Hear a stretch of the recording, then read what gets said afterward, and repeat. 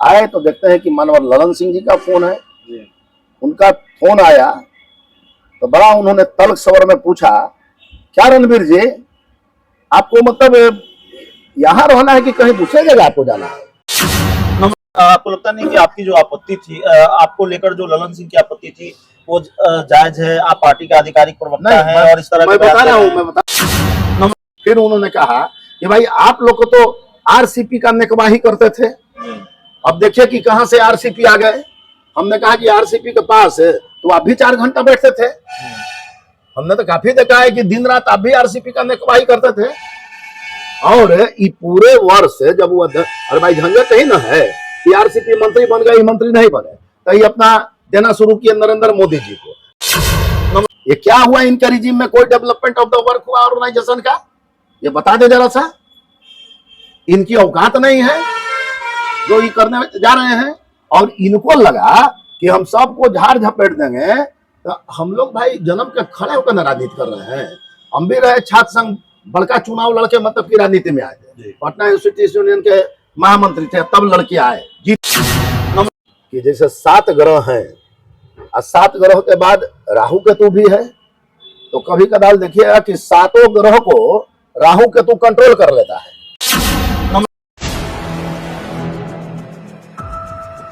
नमस्कार, आप देख रहे हैं 4 PM बिहार और मैं हूं अभिषेक मिश्रा। कभी जेडीयू के कद्दावर नेता रहे और बिहार के पूर्व मुख्यमंत्री नीतीश कुमार के विश्वास पात्र सहयोगियों में से रहे। और हम लोग अक्सर जिस शब्द का इस्तेमाल करते हैं, किचन कैबिनेट का हिस्सा रहे रणवीर नंदन हमारे साथ हैं। पार्टी छोड़ दी है, जेडीयू से इस्तीफा दे दिया है और जेडीयू के राष्ट्रीय अध्यक्ष ललन सिंह को अपना इस्तीफा भेजा है। इस्तीफे में कारण नहीं है, लेकिन कारण समझने की कोशिश हम करेंगे कि क्या वजह रही इस्तीफा छोड़ने की। आपके इस्तीफे पर हैरानी हम लोगों को भी इसलिए है, और जब ये खबर आई तो थोड़ी हैरान करने वाली खबर इसलिए थी क्योंकि रणवीर नंदन तो नीतीश कुमार के किचन कैबिनेट का हिस्सा रहे हैं। रणवीर नंदन के घर में नीतीश कुमार आते जाते रहे, बड़े करीब रहे नीतीश कुमार के, और फिर अचानक ये फैसला, कोई गुंजाइश नहीं बची थी साथ रहने की। देखिए, सामाजिक जीवन का एक अलग स्वरूप होता है जी। राजनैतिक जीवन का एक अलग स्वरूप होता है जी। और दोनों स्वरूप में बैलेंस करके व्यक्ति चलता है। जैसे कोई व्यक्ति यदि सामाजिक जीवन में आ गया तो वह अपने परिवार को भी ठीक से बैलेंस करके चलता है, समाज को भी बैलेंस करके चलता है, परिवार में भी कोई दिक्कत ना हो वो भी ध्यान उसको रखना पड़ता है, समाज में भी कोई दिक्कत ना हो वो भी उसको ध्यान करना पड़ता है। और एक लोगों से मिलते जुलते स्वभाव जो है बड़ा सौम्य हो जाता है। जी। ये एक राजनीतिक कार्यकर्ता की पहचान रही है। और जब राजनीतिक कार्यकर्ता में अहम का भाव आ जाता है, शासनात्मक मतलब भाव आ जाता है, मेरे सामने कोई कुछ नहीं है, तो फिर वहीं से इम्बैलेंस होता है। अब आपने प्रश्न किया कि आपने नीतीश जी से हमारे सभी संबंधों को आपने बताया, और निश्चित रूप से नीतीश जी से मेरा आध्यात्मिक संबंध है। कोई ऐसा कोई हल्का फुल्का संबंध नहीं है, जो मेटाफिजिकल संबंध है। और जहाँ आध्यात्म हावी रहता है तो वहाँ एक दूसरे प्रकार का संबंध रहता है। लेकिन कभी कदाल होता क्या है कि जैसे 7 ग्रह हैं और 7 ग्रह के बाद राहु केतु भी है, तो कभी कदाल देखिएगा कि 7 ग्रह को राहु केतु कंट्रोल कर लेता है। तब जो एक गणित है, प्लेनेट का गणित है, आप तो साफ साफ बोलते हैं। मैं बता रहा हूं, कर लेता है। तो ठीक वही स्थिति अभी के एपिसोड में हुई कि कहीं ना कहीं किसी प्रकार से हमारे नेता मानवर नीतीश कुमार जी मतलब ये राहु और केतु से ग्रसित हो गए। अब कैसे ग्रसित हो गए हैं सब लोग जानते हैं। मैंने आज सुबह में घंटी बजी मोबाइल का, लगता है 9:59 हो रहा था। जी फोन आया, देखें कि मैं बाहर जा रहा था, जी आज मुझे बाहर रहना था। तो जैसे मैं निकलता हूँ, देखा कि फोन आ रहा है, तो फिर बैक हुए, आए तो देखते हैं कि मानवर ललन सिंह जी का फोन है। जी उनका फोन आया तो बड़ा उन्होंने तल्ख स्वर में पूछा, क्या रणबीर जी, आपको मतलब यहाँ रहना है कि कहीं दूसरे जगह आपको जाना है? It was his putting of the word. मैंने कहा कि आफ्टर ऑल क्या मामला है? तो अभी तो हमने कुछ ऐसा कहा नहीं है। निर्णय भी नहीं दिया है, कभी बात भी नहीं कहा है कि हमको क्या करना है। हम क्या, आखिर आप ऐसा क्यों पूछ रहे हैं? नहीं, आप साहब नीतीश जी को अंडरटेक करते हैं, नीतीश जी के बारे में आप बोलते हैं, नीतीश जी को कोट करते हैं, ऐसा कोटिंग करते हैं। तो नहीं, आपके दो दो बयान जो है सामने आए, मतलब उनका जो बिहेवियर था, खैर था कि उम्र में बड़े हैं, तो मैंने उनका मतलब ये किया, तो उनको सम्मान दिया। माननीय मुख्यमंत्री जी के पास हमेशा भेंट होती थी, राष्ट्रीय अध्यक्ष हैं, लेकिन जो उनका पुटिंग ऑफ द वर्ड था, it was very very reactionary. Number one, ये बात आप तब कर रहे हैं जब एक टकराव जेडीयू के राष्ट्रीय अध्यक्ष ललन सिंह और अशोक चौधरी के बीच हो चुकी है, उसकी खबर सार्वजनिक है। मैं अपना अनुभव बता रहा हूँ। जी तब मैंने कहा कि हुआ क्या था कि 3-4 दिन पहले जब कुछ जदयू के ही कार्यकर्ताओं ने अपने फेसबुक पर भारत के प्रधानमंत्री मानवर नरेंद्र मोदी जी का, जी बिहार के माननीय मुख्यमंत्री श्री नीतीश कुमार जी का, और माननीय राष्ट्रपति द्रौपदी मुर्मू जी का, और झारखंड के जो मुख्यमंत्री हैं हेमंत सोरेन जी का, और अमेरिका के राष्ट्रपति बाइडेन जी का फोटो लोगों ने वायरल किया। और उस फोटो में वायरल करते समय जो कमेंट था, तो वो कमेंट बड़ा अच्छा था कि भाई दोनों नेता की मुलाकात हुई, एक भारत के प्रधानमंत्री, एक हमारे बिहार के मुख्यमंत्री, मतलब जो पुटिंग ऑफ द वर्ड था वो बड़ा मतलब कि संतुलित वर्ड था। मेरे मन में आया कि ये भी बात सही है कि जदयू और भारतीय जनता पार्टी का कार्यकर्ता लंबे समय तक एक साथ रहा है। ये बात को जरा सा गौर कीजिएगा। मेरे मन में बात हुई, अच्छी बातों को कहना चाहिए, तो मैंने अखबार में मैंने कहा कि भाई राहुल गांधी का कंडक्ट बहुत खराब है। वो भारत के आंतरिक मामलों को कभी अमेरिका में मतलब डिस्कस करते हैं, कभी लंदन में डिस्कस करते हैं, यहाँ के पॉलिटिकल सेटअप को डिस्कस कर मतलब क्रिटिसाइज करते हैं, यहाँ के इकोनॉमिकल मतलब कि सेटअप को क्रिटिसाइज करते हैं। तो देश के बाहर ये नहीं होना चाहिए। आपको लगता नहीं कि आपकी जो आपत्ति थी, आपको लेकर जो ललन सिंह की आपत्ति थी, वो जायज है? आप पार्टी के आधिकारिक प्रवक्ता हैं और इस तरह मैं बता रहा हूँ ना, थोड़ा 2 मिनट। तो ये एक था। दूसरा था कि हमने कहा कि दोनों नेता, मुख्यमंत्री नीतीश कुमार और माननीय प्रधानमंत्री नरेंद्र मोदी जी, महान ईमानदार नेता हैं पूरे भारतवर्ष के। कोई मतलब कि क्लेम नहीं कर सकता है इनकी ईमानदारी पर। दूसरा, दोनों वंशवाद के पोषक नहीं है। और तीसरा, दोनों ने विकास किया है। So there is a very very similarity between the character of both leaders. दोनों का जो चरित्र है उनमें काफी समानता है, सिमिलरिटी है। इसलिए यदि दोनों साथ में यदि काम करेंगे तो भारत का और विकास होगा, ये मैंने कहा। तो आप तो पार्टी के आधिकारिक प्रवक्ता हैं, तो नहीं, तो मैंने जाने की संभावनाओं को खारिज कर नहीं, आप ये बयान दे रहे हैं। नहीं, मैंने यह बयान दिया, मैंने कहा and this is my personal मतलब ये ओपिनियन। किसी भी व्यक्ति को पर्सनल ओपिनियन देने का अधिकार है, चाहे जहां से हम अभी परिवार के साथ जाएंगे और कहीं पर मान लीजिए कि रुक गए, हम परिवार के मुखिया के नाते ना हम बोलेंगे कि हम पार्टी के प्रवक्ता के नाते बोलेंगे। आपने राहु केतु कहा, इन ग्रहों में नीतीश कुमार फंसे हुए हैं। ललन सिंह को लेकर जो तलखी आपके मन में है उससे समझ में आ गया। राहु कौन है, केतु कौन है, ये बता दीजिए। आगे जरा सुन लीजिए ना जी। अब आगे सुनिए कि जब ऐसी बात हुई, फिर उन्होंने कहा कि भाई आप लोग को तो आरसीपी का निकबाही करते थे, अब देखिए कि कहां से आरसीपी आ गए। हमने कहा कि आरसीपी के पास है तो आप भी 4 घंटा बैठते थे। हमने तो काफी देखा है कि दिन रात आप भी आरसीपी का निकबाही करते थे। और ये पूरे वर्ष जब वो अरे भाई झंझट ही ना है कि आरसीपी मंत्री बन गए, मंत्री नहीं बने, तो ये अपना देना शुरू किया नरेंद्र मोदी जी को। ये ऊपर की बात है, उससे हम लोग कार्यकर्ता को कोई मतलब नहीं। We are not concern. भाई आप लोग अपना जानिए और समझिए, जेडीयू के आम कार्यकर्ताओं को इससे क्या मतलब है। तो एक साल तो आप आरसीपी फोबिया आपको रहा कि जहां आप गए तो आरसीपी ने ऐसे किया वैसे किया। नीतीश कुमार जी के कान में 1000 बार रोज डालते थे, ये सब बुला दिया। अब मैं बताता हूँ ये क्या हुआ इनके रिजीम में, कोई डेवलपमेंट ऑफ द वर्क हुआ ऑर्गेनाइजेशन का, ये बता दे जरा सा।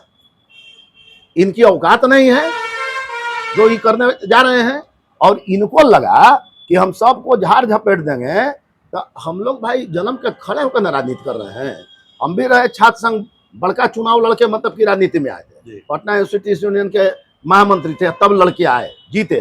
हम सबका सम्मान करते हैं, लेकिन जो इनका पुटिंग ऑफ द वर्ड था, हमारे मुख्यमंत्री जी कहाँ इस तरह से बात बोलते हैं। वो तो अपने क्लास 4 एम्प्लॉय को आप बोलते हैं। क्लास 4 एम्प्लॉय बनाने की कोशिश नहीं की। नहीं, हमको बनाने उनाने का कोई मतलब ही नहीं है। देखिए, मान सम्मान पर जब बन जाए, कहता है, श्रुति कहती है कि जिस दिन तुम देख लो कि तुम्हारे मान सम्मान पर बने, तो वहां रहने का तुमको 1 मिनट प्रयास नहीं करना चाहिए। मैंने देखा कि जो इनका पुटिंग ऑफ द वर्ड है, ये आत्मसम्मान को घायल करने वाला है। मैंने 1 मिनट भी नहीं लगा, मैंने इस्तीफा भेज दिया। अब जब इस्तीफा भेज दिया तो 2 घंटा के बाद उमेश कुशवाहा लिखते हैं कि 6 साल के लिए रणबीर जी को निष्कासित कर दिया। अरे तोरा 6 महीना साल भर पार्टी चलेगा तब ना, हमारा तो क्लेम ना है। 1 साल भी पार्टी चला ले ठीक से, तो मतलब क्यों ये दावा है कि 1 साल भी जेडीयू नहीं चल पाएगी? भाई नहीं चल पा रही है ना, चूंकि है क्या कि वेस्टेड इंटरेस्ट से काम हो रहा है। आप देखे नहीं, 2 कार्यकर्ता आपस में 2 मुख्यालय प्रभारी लड़ाई किया और दोनों को निकाल दिया गया। तो अभी तो लड़ाई और आगे न जाएगी। अशोक चौधरी जी और क्या बोला जाता है, ललन सिंह के बीच में लड़ाई हुई, तो ये लड़ाई तो आगे न जाएगी। इसको कौन रोकेगा? आज तक तो आप जेडीयू में थे, क्या चल रहा है जेडीयू के अंदर? ये बहुत कई तरह की चर्चा है। अरे भाई, तो आज तक जब जेडीयू से हम हट गए, तब जेडीयू में क्या चल रहा है क्या नहीं चल रहा है, उस पर क्या लगी कमेंट देंगे हम? केतु कौन है ये बता दीजिए ना, राहुल तो समझ गए। वो भी जल्दी डिक्लेयर हो जाएगा, काहे का चिंता कर रहे हैं? आप तो बड़े साहब वही से बात करते हैं। रणवीर कौन है केतु? आपने कहा राहु केतु में फंसे हुए। हो जाएगा, पता हो जाएगा। मेरा माइथोलॉजिकल मेरा ये है कि जिस नीतीश जी ने बड़े मेहनत से सबको जोड़ के और उन्होंने पार्टी का निर्माण किया, और इस पार्टी में जब जंगल राज यहाँ था, उन्होंने अति पिछड़ा, महादलित, माइनॉरिटीज सबको जोड़ा, और बाद में भारतीय जनता पार्टी के साथ चुनाव लड़के और फिर सरकार यहाँ पर बनी और सरकार चली। ठीक है, मैं उस सिचुएशन पर आप कहते हैं कि नरेंद्र मोदी ने बेइज्जत कर दिया नीतीश कुमार को, तब आप कहाँ थे? अरे कोई कारण, फोन पर हाँ, हमें कोई कारण बताइए। यही नरेंद्र मोदी जब प्रधानमंत्री बोल रहे थे तो उन्होंने कहा कि राम मनोहर लोहिया, समाजवादी आंदोलन के प्रणेता राम मनोहर लोहिया, जॉर्ज फर्नांडिस, कर्पूरी ठाकुर, और उन्होंने नीतीश कुमार जी का भी नाम दिया। तो किसी को अपना गद्दी नहीं मिला, अपना मंत्रिमंडल नहीं मिला, तो सब कुछ विध्वंस कर दीजिएगा। आप कह रहे हैं कि राहु केतु में नीतीश कुमार फंसे हुए हैं। बाहर में राजनीतिक गलियारों में हम पत्रकारों के बीच ये चर्चा है कि नीतीश कुमार और ललन सिंह के बीच सब कुछ ठीक नहीं है, और ललन सिंह और अशोक चौधरी दोनों में से किसी एक को निपट जाना होगा। ये सारी चर्चाएं हम लोगों के बीच। अब तो आप बताएंगे क्या चल रहा है ना, तो हमको उस पर कमेंट नहीं करना है, because now I am not concern with JDU, I am not concern with JDU. हम क्या बताएं, वो जो करें वो अपना समझे। इन चर्चाओं में कितना दम है मैं नहीं जानता हूँ, आई डोंट नो। तो आप जो टकराव हुआ जेडीयू में ललन सिंह और अशोक चौधरी के बीच, उसको कैसे देखते हैं? नहीं होना चाहिए, और वो भी नेता के बगल में नहीं होना चाहिए। नेता हैं, और इतने बड़े नेता, हम लोग जाते हैं तो नीतीश जी के सामने इतना उनका मतलब कि प्रतिष्ठा करते हैं कि सामने जाने में भी एक मतलब कि अजब अनुभव होता है। लगता है कि भाई अपने गार्जियन के पास आ गए हैं, और मतलब एक दूसरी फीलिंग हो जाती है कि भाई अब उनके सामने उच्छृंखलता करा देना, ये कहाँ का न्याय है? आप क्या अपने आप को सोच रहे हैं? It was your duty. आप क्यों मतलब कि नेता के सामने टकरा गए? क्या मतलब का बात है? नीतीश कुमार कोई कमजोर आदमी है क्या कि आप टकरा गए? उपेंद्र कुशवाहा कह रहे हैं, लगातार कह रहे हैं कि ललन सिंह आरजेडी के प्रदेश, जेडीयू के प्रदेश अध्यक्ष कम, आरजेडी के प्रदेश अध्यक्ष ज्यादा है। लबोलुआब ये है कि वो आरजेडी के हो गए हैं। तो उपेंद्र कुशवाहा का फीलिंग है तो गलत थोड़े है। हाँ। तो गलत थोड़े वो कहते हैं, वो तो 100% ठीक कहते हैं। ऐसा है कि 2 तारीख को बोलेंगे, अब उखाड़ने के लिए तो एक से एक कितना मटेरियल है कि क्या किसको उखाड़ दिया जाए, लेकिन हम थोड़ा मर्यादा में रहने वाले आदमी हैं, आगे बहुत खुलासा करने वाले हैं, तो तब मर्यादित है, इसलिए नहीं करेंगे, नहीं तो बाप रे ये लोग की कहानी है ना। हमको कहता है इसका प्रवक्ता सब की सक्रिय नहीं थे और मीटिंग में नहीं आते थे। हमारा वॉल्यूम देखिएगा ना मेरा फेसबुक, तब 5-6 वॉल्यूम का किताब हो जाएगा। मैंने हमेशा प्रवक्ता के नाते नीतीश कुमार का 75% मैंने पॉजिटिव मतलब कि एस्पेक्ट रखा है और 25% मैंने क्रिटिसिज्म किया है। अब 75% में नीतीश कुमार ने एजुकेशन में क्या दिया, महिला सशक्तिकरण में क्या दिया, रोड मैप उनका कैसा रहा, कृषि मैप कैसा रहा, मैं टाइम टू टाइम बिहार के जनता के बीच में मैंने समझाने का काम किया। और एक बार और बता देना चाहता हूँ, याद आ गया, मैंने माननीय मुख्यमंत्री से निवेदन किया था कि भाई ऐसा है कि एक टीम बना दीजिए सर, और पूरे देश में वह टीम भ्रमण करके आपने कुछ ऐसा एक्सक्लूसिव कार्यक्रम चलाया है जो अन्य प्रदेशों में नहीं चल रहा है, तो हम लोग सब जाके वहाँ प्रेस करेंगे बजाते, वहाँ बुकलेट देंगे, तो कम से कम होगा कि वहाँ की सरकार भी आपकी अच्छी चीज को मानेगी। ओटा टाइफिस हो गया, खत्म हो गया मामला, मुख्यमंत्री जी सहमत हुए, लेकिन उसके बाद वो मामला खत्म हो गया। तो ये जो परिस्थिति, जो सिचुएशन प्रिवेल कर रहा है पार्टी में, तो ये गलत है, ये ठीक नहीं है। नेता को सौम्य और उदार दिल का होना चाहिए, और नेता जो है कि अपना दरवाजा उसको खोल के रखना चाहिए। कोई भी आवे भेंट करे, उसका कष्ट जो है आप ही के पास ना आवेगा, जो कष्ट होगा तब किसी दूसरे के पास तो नहीं जाएगा। लेकिन एकदम तेवर में रहिएगा, हम जो हैं सो हये हैं, तो वही जनता ना धर के कहाँ फेंक देता है, कोई ठिकाना है। आप बीजेपी के साथ जाएंगे? अब ये तो अभी डिसाइड नहीं किए, अब देखिए 2 तारीख को। चलिए आखिरी सवाल है, आप ये मत बताइए जेडीयू के अंदर क्या चल रहा है, लेकिन ललन सिंह वर्सेज अशोक चौधरी, क्या स्थिति जेडीयू में है या 2 गुटों में पार्टी बटी हुई है, या ऐसे देखते हैं?